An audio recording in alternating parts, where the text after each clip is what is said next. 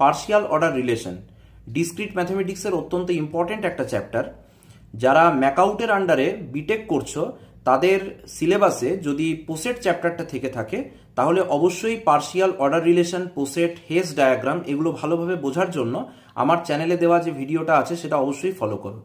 এখন দেখো, রিলেশন বলতে তোমরা প্রত্যেকেই জানো হয়তো যে যদি তোমরা একটা ক্যাপিটাল এ বলে নন এমটি সেট নাও, তো সেই নন এমটি সেটের সাথে সেই নন এমটি সেটের যদি আমরা একটা ক্রস প্রোডাক্ট নিই এ ক্রসে, তার যে সমস্ত সাবসেটসগুলো থাকবে তাদেরকে আমরা কি বলি, ক্যাপিটাল এ নন এমটি সেটের উপরে একটা বাইনারি রিলেশন বলে থাকি। ঠিক আছে, এই বাইনারি রিলেশন কখন রিফ্লেক্সিভ হয়, সিমেট্রিক হয় এবং ট্রানজিটিভ হয় সেটা তোমরা আগে পড়ে এসেছো। তো এর উপর বেস করে যেটা তৈরি হয় সেটা হচ্ছে ইকুইভ্যালেন্স রিলেশন। রিফ্লেক্সিভ, সিমেট্রিক এবং ট্রানজিটিভ হলে ইকুইভ্যালেন্স রিলেশন চলে আসে। এখন নতুন যে রিলেশন আমরা যার কথা বলছি তার নাম হচ্ছে পার্শিয়াল অর্ডার রিলেশন। সেটা ইকুইভ্যালেন্স রিলেশনের থেকে একটু আলাদা। এখানে রিফ্লেক্সিভ প্রপার্টিটা আগের মতোই থাকে, ট্রানজিটিভ প্রপার্টিটাও আগের মতোই থাকে, শুধু সিমেট্রি যে প্রপার্টিটা থাকে সেটা রিপ্লেসড হয় অ্যান্টি সিমেট্রি দিয়ে।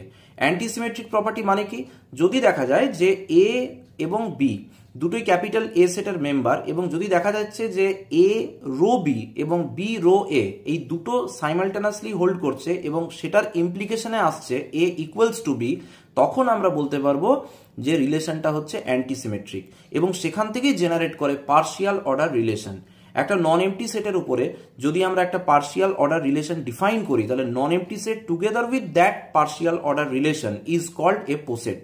ঠিক আছে, তো এটার ডিটেলস আমি ভিডিওতে সমস্ত কিছু ডিসকাস করেছি। অবশ্যই তোমরা ভিডিওটা দেখবে এবং তোমরা কমেন্টে অবশ্যই জানাবে যে তোমাদের ভিডিওটা কেমন লাগলো। এবং ইঞ্জিনিয়ারিং ম্যাথমেটিক্সের আরও বিভিন্ন রকমের ভিডিওস পেতে অবশ্যই চ্যানেলটাকে তোমরা সাবস্ক্রাইব করে রাখো।